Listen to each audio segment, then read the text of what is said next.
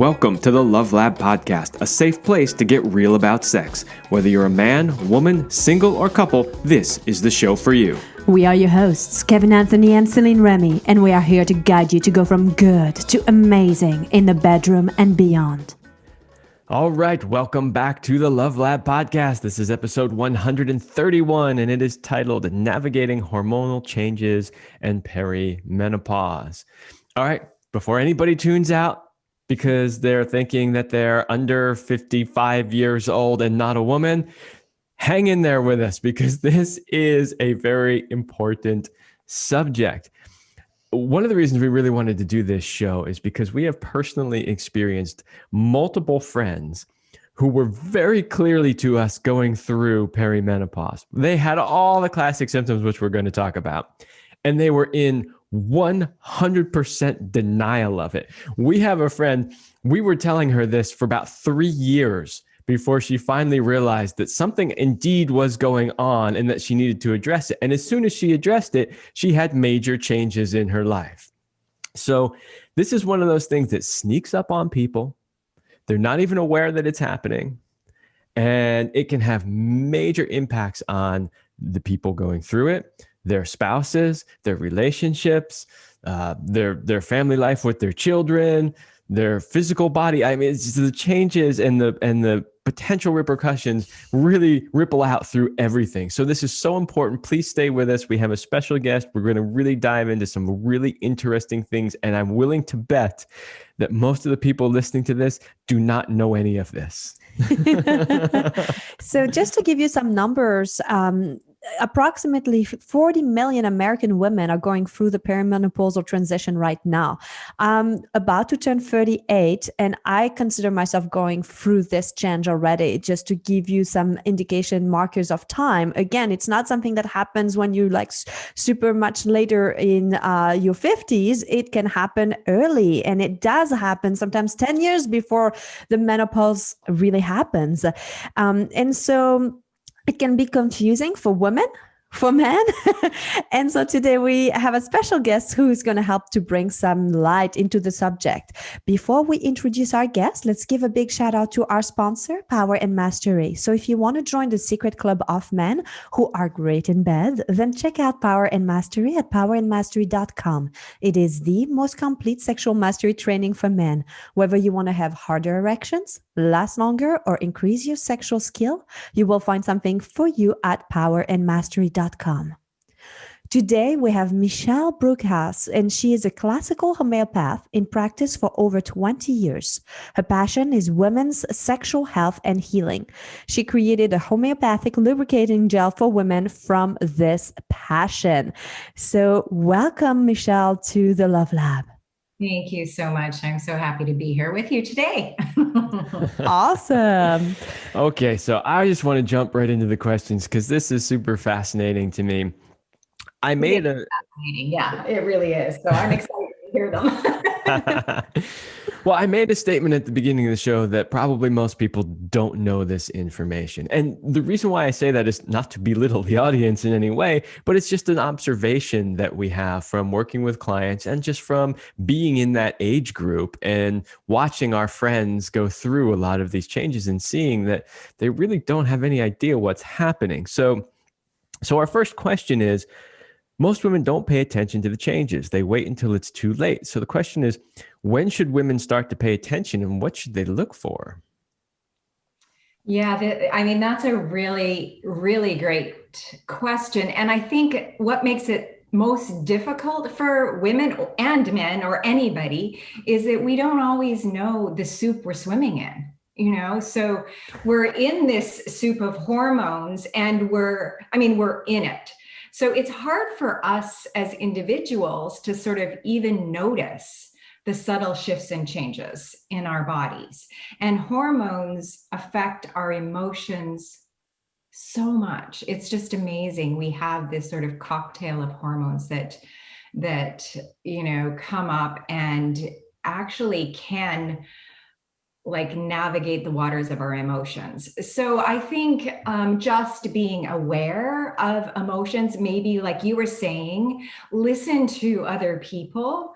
I think it's hard for men because a lot of men often just sort of say to their woman or whatever, you know, you're so hormonal, and that's not helpful, you know. You know, Advice to men, never say that to your woman. You're so hormonal. so hormonal. You're likely to get something thrown at you. Yeah, just never do that, because we are all hormones. I mean, and that's just the long and short of it. And for women, it can start early, just like you guys were saying. It can start mid 30s. It can start after the birth of a child, because our hormones are so sensitive, and shifts can happen so subtly and be up and down. And there's so many things that can contribute to hormonal changes. So I don't know, it just takes some self-awareness. You know, when women, I mostly work with women, start coming to me, I think we're not always aware of our own bodies, our own emotions, even the waves that we're on. So even to just begin tracking within yourself, whether you need to journal or whether you go, oh, what's my energy like today? What are my emotions like today? And then you can at least start to spot some of the potential shifts. So one of your recommendation is to start kind of tracking what your emotions are like. So the first thing that women should be looking at is, are they seeing real changes in their emotions? Yeah, I think so. You know, it's funny. I was just talking to a man, I don't know, last week, and he was saying that his relationship broke up during perimenopause. And I think it's possible that we women, when we get to this place and things have shifted and changed, and hormones makes a difference in terms of pheromones and how we're attracted, and then we can just cut things off. But, you know, tomorrow could be different, and the next day could be different, you know. So yeah, I think there is really something about tracking emotions, for sure. So I've never taken any pills. My contraception method has always been to track my cycles with the temperature and checking my cervical mucus. And this is for a whole entire show that one day I'd like to bring on. But the gist of it is that I've been tracking myself for nearly 20 years now. So I think that's why it's literally like the day I turned 35, mm-hmm. I started to feel a difference, and they were subtle. So some of the things that started to happen, I was noticing that I used to be very, very regular with my cycle, but then my cycle started to be either 2 days shorter or 2 or 3 days longer. So it kept kind of like shifting. It wasn't just as consistent since I had been so consistent. And little things like the size of my breasts that started to be a little bit bigger. I noticed that now I started to put on some weight. Before, I could eat anything I wanted and never show it. And suddenly I started to see that if I ate more than really was needed, it started to show, especially on my mid area. I started noticing things like my chin and those lovely hair growing in places I did not want them, while the hair on my head started to slow down the growth of the ones I wanted, while the one on my face were like all over the place. And I was like, what the heck? And then just also noticing some a little bit, and this is like, since I'm about to turn 38, so that's 3 years in now.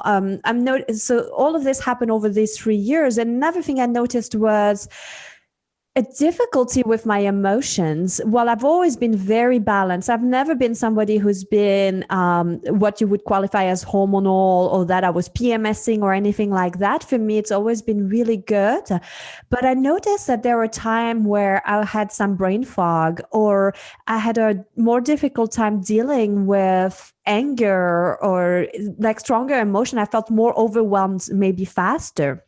And so these, for me, were some of the little signs. And then different, again, changes in the breast, where I started having some fibrocystic breasts. So all of this was telling me too much estrogen, probably too low progesterone. I'm about to get all my hormones checked, all the levels, to have all the numbers confirmed in a couple of weeks. So I have all the answers. But these is like the journey of the where I'm on. And this is what set me to say that I'm going through perimenopause and I'm 38. And people think, oh, this is like so early, it's impossible. But this is a very slow, gradual little changes that people may not notice. They might just think, oh, well, I'm getting closer to 40. And especially if you have kids, you're like, it's normal, I'm just more tired. And I'm like, no, this is all the different hormones. And then once I started taking some herbal remedies, because I'm so early on, it still is a good time to do that, things started to rebalance, like my moods and the fogginess, all of this disappeared. So that's how I knew I was on track. So I wanted to share all of this because I'm hoping that whoever is listening now is like, oh my gosh, I have that too. Oh, and I forgot the night sweats too. If you have night sweats, like crazy things with your temperature, these were happening a lot too. So this was my experience. And now I'd love for you, Michele, maybe to share, of course, if you have anything to share with what I just shared, but also why don't you tell us a little bit about your journey, some of the signs and what it was like so that other women can understand and relate. Yes, thank you. Thank you. And I mean, it's amazing. I don't think a lot of women like you have tracked everything quite so precisely. I mean, you are so in tune with your body because you've been tracking for so long. And part of that is that whole fertility journey and the choices that you made with that. And that's amazing. You know, a lot of women, and I did this too in my early 20s, just took the pill, you know, to sort of take care of that. But it didn't take long before I realized that was not good for me too. That messes with hormones crazily, you know. And so before I was a homeopath, and I sort of know better now. I mean, that's a whole other conversation too. But, you know, we can really play with cocktails of hormones and it can really mess us up, you know. So we have to be careful about how we actually supplement. My journey was interesting too. I don't think I really recognized what the journey was going to be like, you know, even though by that time I had been working with homeopathy and had some amazing changes, even with other hormonal kinds of things, because I used to have Hashimoto's thyroiditis, you know, so another hormone in the body that was not performing well, and with homeopathy shifted it. So I think you can shift hormones in many different ways. Herbal, homeopathy. I think when you start supplementing with actual estrogen, actual progesterone, it's such a direct hit that it can be kind of crazy to navigate that. And so a little bit more observation needs to happen. And I think it can be done if it's done early enough. Post-menopause, probably less so.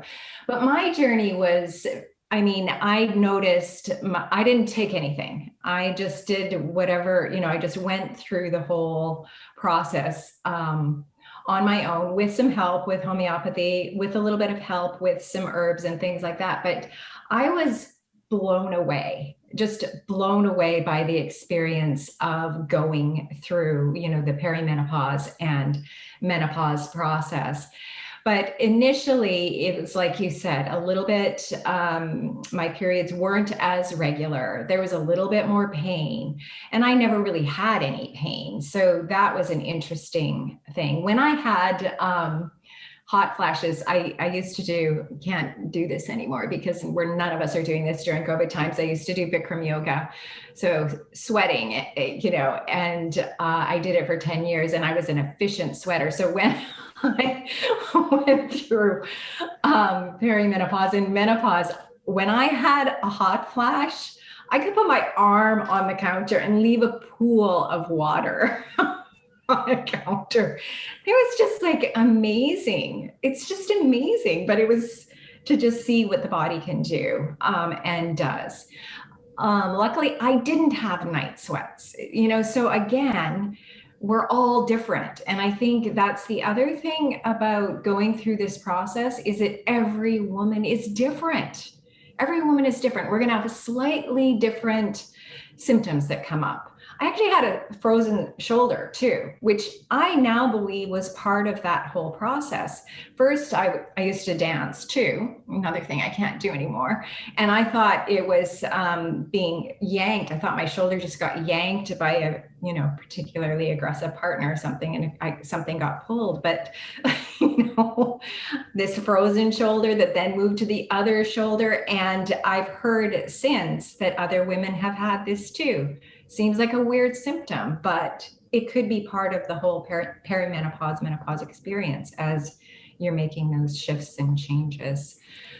So I actually quit bleeding when I was 51. And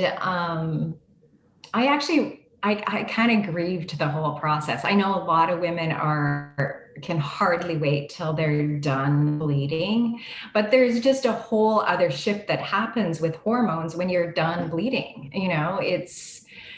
There's less estrogen, less progesterone. So you have to find a balance in your emotions in a different way, is kind of what I believe. And I think it can be done. For sure, because I'm now almost 60, and so I'm 10 years beyond. So my birthday is this month, and now I'm 60, so 10 years, no period, no bleeding. It's been bliss in so many ways, and have gotten through all of those symptoms. So it's almost like we have this. It's like a rite of passage. We talk about young girls, when they start having their period, that's a rite of passage. And maybe we don't celebrate or recognize that enough, but we certainly recognize that there's lots of shifts and changes for girls emotionally. It's the same for us. We're going through another shift, rite of passage. And it's almost like, it's like going through something hard to the light at the end of the tunnel. I don't think we have a great appreciation for women post-menopausal and that wisdom or crone energy. But I have a feeling that because we're all living longer, this is the next step, because there's a lot of freedom and fun and everything once that hormonal shifts balances out again on the other side of that. Oh, we're going to get to that, because that's one of our questions later on, because we want to leave people on a high note. Yeah. But okay. there is we won't get there too soon, right? That's right. Slow down. I wanted to come back to one thing that you were saying, and that became very evident when both of you told your stories, which is that you didn't have the exact same symptoms, right? And so, like you accurately said, it's going to be different for everybody. And your first piece of advice was to, journal or keep track of those things. And I think it's really important. That advice becomes more important when you understand that it's not just a set of 1, 2, 3, like, oh, here I met the requirements, boom, that's it. When you realize that it's a different journey for everybody, and that there is a collection of symptoms of which you may or may not experience to different varying degrees, it's not all that clear cut. And because of that, I think that tracking, that journaling, and being more aware of these things will be so much more helpful, because you can't just say, oh, I got a cough and a runny nose, I must have a cold, right? It's not that clear. Right. And I also think about establishing the connection with yourself and trusting yourself, because I think as a woman when something's off. And don't let other people tell you that it's all in your head. If you know something's off, find support, find other women, find a homeopath like Michele, like whatever your path is, find somebody who can support you and help you find a balance of what feels good and normal to you, because you know that something is off. So trust yourself on that. Absolutely. Yeah, I agree. I want to take this now to the sex life, because, that's what we love to talk about a lot. And so how all of this, like crazy hormonal changes, is affecting people's sex life. What do you see going on for the women going to seek help from you? Yeah. I mean, that absolutely is a big shift and a change for a woman too, and ups and downs with it, and there's definitely some vaginal changes for sure, as a woman goes through perimenopause and menopause. I mean, the actual labia starts to look different. And I don't even know if women are aware of that, or men either. But, it's like there are actual physical changes that happen down there. The lining of the vagina canal can thin. It's a little bit more delicate. It actually invites like slow sex. There is this place where it's important to like really slow down at times, and because it's not like women can't get lubricated, they still can. It just may require a different approach. For a while, maybe always, but I think there's this place of heart connection maybe that we begin to appreciate more of. And I think even as men get older, they can start to appreciate that too. But there are a lot of changes that happen in that area, but I don't think it means that sex is over by any means. How about libido? Like, what do you say? And again, because in my research, I see that some women will lubricate more, some women will lubricate less, some women will experience pain during intercourse, some women will be totally fine. Some women, as soon as they go through menopause, they like have the best sex ever because they don't have the fear of being pregnant anymore. Some women find that they have high libido, others like super low libido. So I feel like, again, it's all over the spectrum and there's not like one recipe for everyone. But would you say also that there is a change in libido that you see kind of like either way, that it can go up or down, but there's something shifting? Have you seen that as well? Absolutely. Absolutely. I do really feel like women have those changes. I mean, some women start with a low libido, and so going through this shift, I mean, I guess it depends on what the low libido is about. It's like sometimes it's purely hormones that's driving a libido. Sorry. Sometimes it's actually the connection that you have with someone. I mean, I actually do really feel like we can stimulate libido. It's just a matter of like, what's my connection like with this person, with my partner? What kind of communication do we have? Are we able to articulate what's actually going on without fear of judgment? Because I think anytime you get some of that clashing judgment about what's going on, it's like, oh, you're not the same as you used to be. Well, we're either growing or dying, so we're never going to be the same. So let's navigate all of those changes. Yeah, absolutely. And that's a really interesting point, that yes, there are hormonal changes going on, but there are other things happening that maybe are contributing more to it, right? So you mentioned earlier somebody that you knew that actually ended up getting divorced during perimenopause. And that is not an unusual thing. Now, is it because, oh, I'm not getting as much sex as I used to, or is it because, any of the physical changes? Maybe, but most likely not. My guess is most likely what's happening is they're not relating well anymore, right?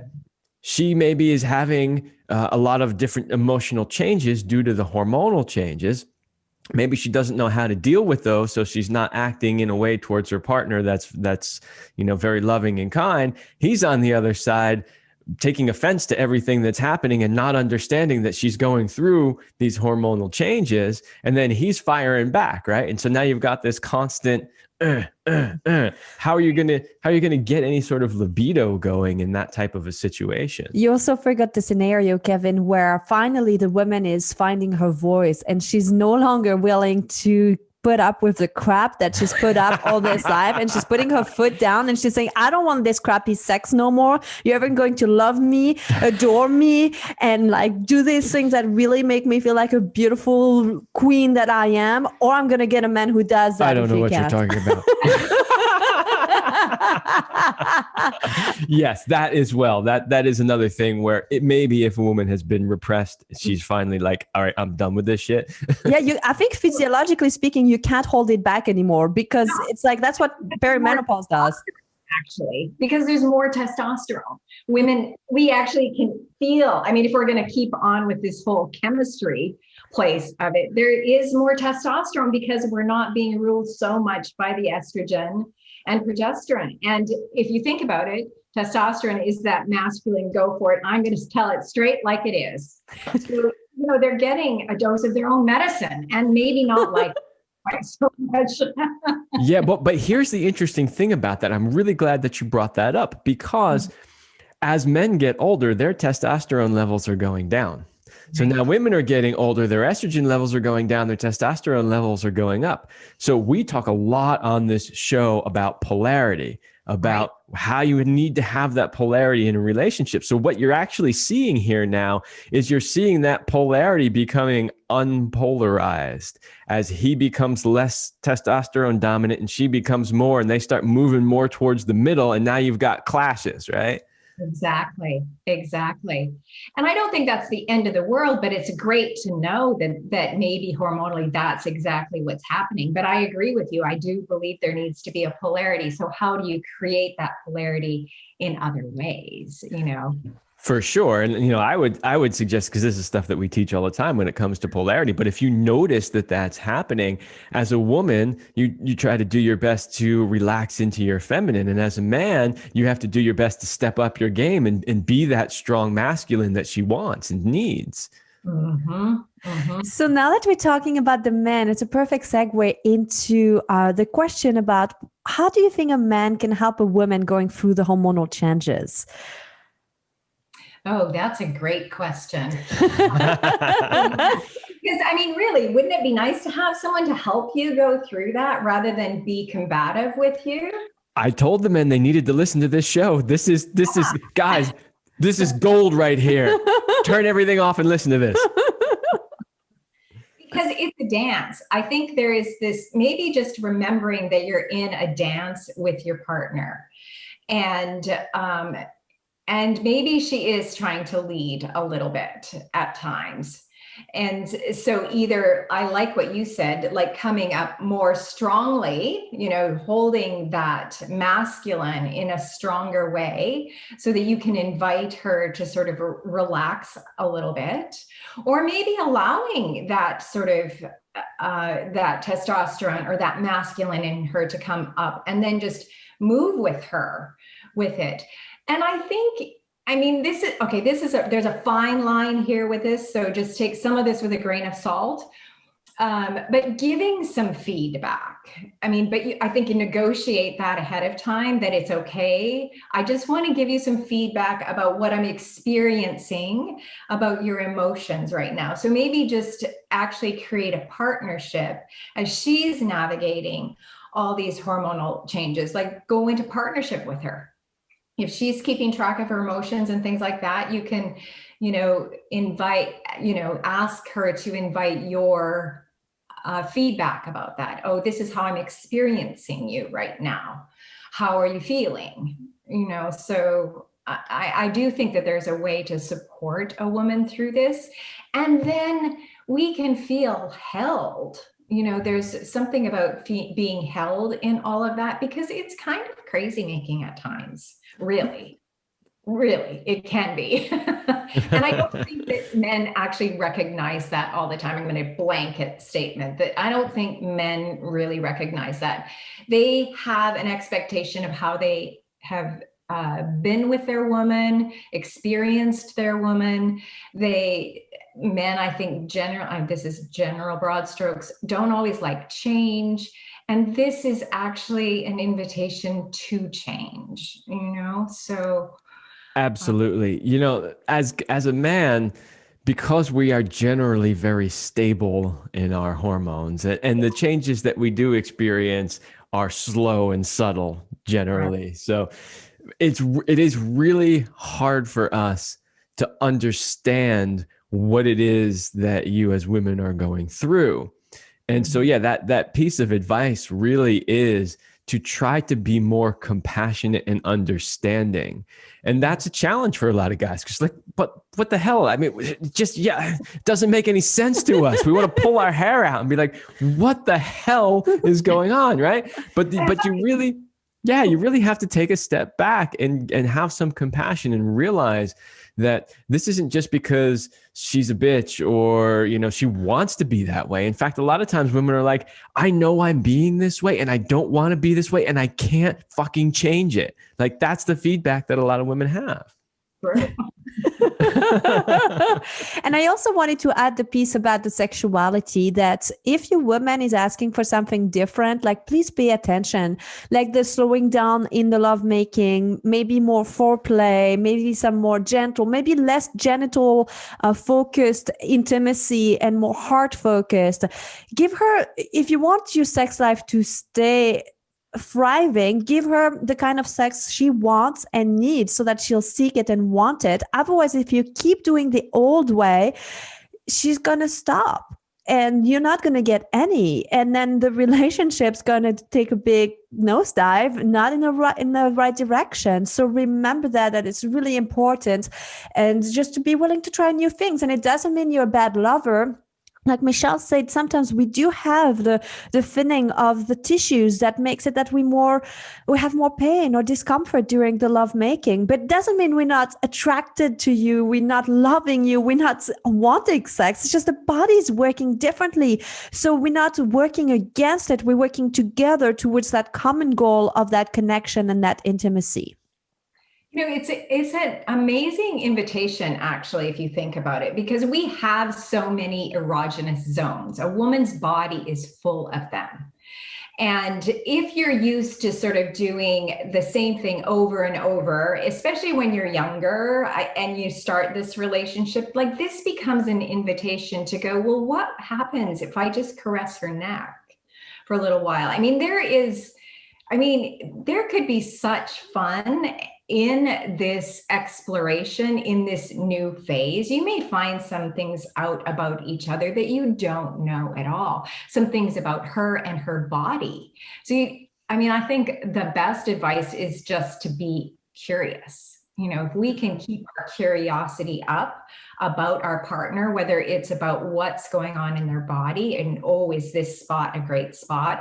Whatever that is, it is an open invitation for the relationship to actually grow and intensify, and maybe sex becomes better than ever. Oh, we're going to get to that. That's our next question. So first of all, I want to tell the men listening, pause the show, rewind, listen to that again. Maybe 2 or 3 times if you have to. And then we do want to jump in, because that really is like, okay, what do you have to look forward to? But before we do that, I know we have one last sponsor we need to get to. Yes, we want to thank Onnit for sponsoring today's show. And Onnit has a lot of different products, but today we want to talk to you about Alpha Brain. And Alpha Brain helps you to get into the zone, into that flow state. Those days when you've closed the big deal, won the game, made love for hours, checked everything off your to-do list, and it was effortless and it just flowed. That's what it feels like. And this is when you have optimal levels of consciousness, where you can perform at your best. Now, you can use things like Alpha Brain to help you achieve that flow state and support other aspects of cognitive function for better memory, focus, and mental processing. So if you go to onnit.com and use our coupon code LOVELAB, you will get a 10% off any product that you order. But check out Alpha Brain to help you remember names, focus on complex tasks, reduce stress, react more quickly, and protect your brain and mental clarity. So go to onnit.com and make sure to use our coupon LOVELAB at the checkout. All right. Let's talk about what people can look forward to. So what can men and women look forward to post-menopause? So we've talked about the apocalypse. We've talked about this crazy ride that you're going through. Now, what can you look forward to afterwards? Well, I do think that we can look forward to amazing and fantastic sex. That's what this is about, right? And really what Yoni Bliss was about too. It's like there are tools that we can use, because there is something about our connection with the other sexually that actually bonds us. We can talk about those hormones, the oxytocin, that that comes from connecting in that way. And yeah, and maybe it just allows us to be more creative too. And I know, there's science around the cervix. I don't know if you guys talk about the cervix, or even, energetically, the tip of the penis and the tip of the cervix. I mean, that is heart opening places, and if you slow down, so the cervix requires a lot of slowness. So, I mean, slowing down then becomes this incredible invitation to whole body orgasms, so I think there's something about postmenopause, in that zone. Men have maybe a little less testosterone, they can slow down. I think this is an amazing invitation for couples, for men, for women to actually have the best sex of their life. So if you had to compare your pre-menopause sex with your post-menopause sex, what would you say is the biggest difference? Post-menopause sex. I've had some amazing post-menopause sex, but I think it's less fear of getting pregnant, because I think we didn't even really talk about that. But for women, pre-menopause, in perimenopause, there's always this, do I want a child? Do I not want a child? I mean, there's all of that kind of thing going on too. There's a lot more chaos. I'll just say chaos in, perimenopausal. Postmenopausal, the chaos is gone. It's just like, let's get clear about what I want here. And then being courageous enough to ask for it and have a partner that you can communicate with about that.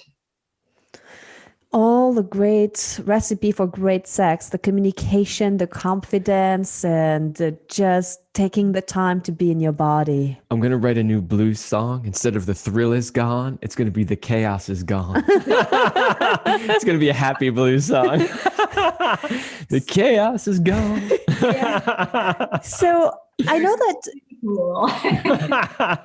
you've created a product called the Yoni Bliss Lube that can help women and men and couples with their sex life. So how does the Yoni Bliss Lube fit into all of this? Maybe if you could tell our listeners a little bit more about this and why it's a good time to bring it into their lives. Yeah. Yoni Bliss kind of came from both my own experience and work with women. And of course, I'm a homeopath. It's water-based. The idea behind it when I first created it is I wanted something very simple, that had some slide to it for women, because of that dry tissue, we need a little bit of that. And so the seaweed is part of that. But the remedies are also really helpful. And this is probably the only lubricant on the market that has homeopathic remedies in it. And Nature Muriaticum, emotionally, energetically, is about holding on and letting go. So we've got this, and women, as you probably know, have this tendency to hold on. We can hold on and not let go. It's about water tissue balance too. Nature Muriaticum is actually simply salt, the energy of salt, not salt in the lubricant. I want to be clear about that, because that's not how homeopathy works. But it's about holding in tears too. So Nature Muriaticum is this grief remedy. And I think women have a tendency to hold on to a lot of grief in this pelvic floor, vaginal issue for a variety of reasons, whether it's sexual trauma, whether it's traumatic births. I mean, there's all sorts of reasons. It could be what we're carrying on from our generations, but to be able to let go of the grief, because when we can let go and open up, then we're more receptive to the masculine. And then the chamomile is just soothing, because we can be often irritated. And if you think about drinking chamomile tea, it's just soothing, it's calming. And so there is this sense of just allowing a little bit more calm, less irritability, some ease. So it's a simple water-based lubricant with a couple of homeopathic ingredients. Yeah, I would love to point out too, the discussion that we've been having is really around perimenopause and menopause. But as I'm listening to you describe the ingredients that are in this, and I know you, of course, already knew this. I hadn't really thought about it just because of the subject matter of the show, but there are a lot of other potential applications for this, not just women in perimenopause or menopause, because of, you're saying trauma, whether they've been abused physically or they've had childbirth or whatever it is, like there's a lot of other possible uses for this that could be incredibly healing for women of all ages. Yeah, so I'd say for any woman who finds that she's not lubricating the way that she wants to, or experiences a little bit of discomfort, trying to just add some lube and knowing that this is like a balm for your vagina because it's got the medicines and it's got natural ingredients. It doesn't have all the junk that so many other lubes have, because you got to remember whatever you put on your skin, and especially inside your vagina, gets absorbed. Her body's absorbed everything, and you don't want to be absorbing like petroleum and all this stuff that's in all the other junky things. So think about this as like it helps you feel good in the moment, but heal you also on a different level. So I think it's really a beautiful product that you have for all the women and couples out there to make sex more enjoyable again. And again, if once you take the pain away, it makes it so much better. And sometimes in our relationship, when I was younger, I was in another relationship where we had certain things that weren't always compatible, and I wasn't always listening, but my pussy knew, and I wasn't lubricating the way I needed to. And I was so young, and I was thinking, what's wrong with me? It shouldn't be. But really, it was a symptom of something more that was happening in the relationship, because, our bodies know. But what I want to say is, even though I was in my 20s, like I used lube and it worked really well, and it still helped us to being able to keep having sex with taking the pain away, which was amazing, because nobody wants to associate pain and sex together. Absolutely. And you may need lube today and not need it tomorrow. I mean, I think that's the other thing. I think we have resistance about using tools and even lube. And I've heard it many times, and actually a lot from men. It's like, oh, she doesn't need lube if I'm doing my job. And it's like, well, not really true, Correct. Not necessarily. And besides, why not incorporate? It can be a lot of fun. It can actually extend lovemaking if you can utilize it. I think there's less stigma about using lubricants now than even 10 years ago, but then there's a lot more of them to choose from too. Mm-hmm. Absolutely. So we have a coupon, also Love Lab. It's always our coupon for all of you listeners who want to get a bottle of the Yoni Bliss lube. And Michele will tell you later, like where to go get this. We'll have the link in the description too. But remember, if you get use the coupon Love Lab, you'll get a 15% off your purchase of a Yoni Bliss lube. And before Michele tells you where you can get it, we have to ask you our very last favorite question. We all want to know, what is your best sexual talent? Oh, I love it. I wasn't expecting that. What's my best talent? My best sexual talent. Yes, right? It is. Wow.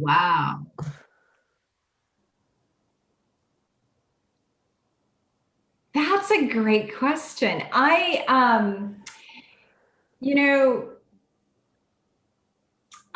to say for myself, the best talent for me, the benefit for me is that I'm quite sexually, I have easy orgasms. I'll just say that. And so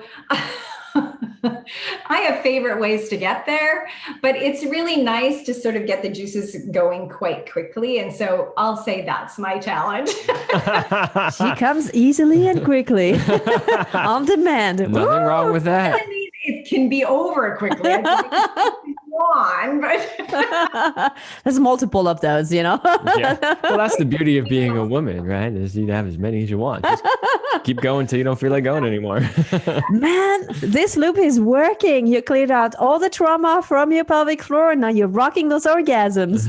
So tell our listeners where they can hear and when they can find more about you, where they can follow you, and of course your website where they can get their yoni bliss.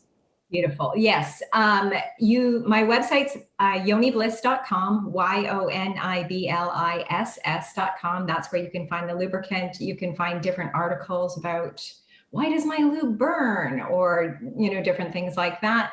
Instagram is my Yoni Bliss. So you can follow me there, and then Yoni Bliss on Facebook as well. And if you want to talk, if you want to just connect with me, you can just do Michele at Yoni Bliss, and Michele. Oh. Wonderful. Thank you so much, Michele. We highly recommend that you all check her out, get a Yoni Bliss lube for yourself. And it's good to have somebody like Michele in your back pocket whenever you need some support and some help in going through hormonal changes. And thank you for being here today with us for the conversation. There were a lot of gems in here, and hopefully all of you listening were inspired. Remember, there is lots to look forward to after the chaos.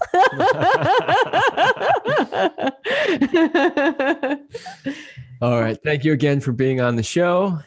Thank you for inviting me. You're welcome.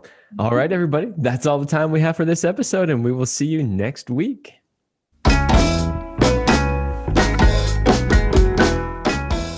We hope you liked this episode of the Love Lab podcast. If you enjoy this show, subscribe, leave us a review, and share it with your friends. And for more free, exclusive content, join us in the Passion Vault at CelineRemy.com/vault. That's CelineRemy.com/vault. Thanks for listening. And remember, you're amazing.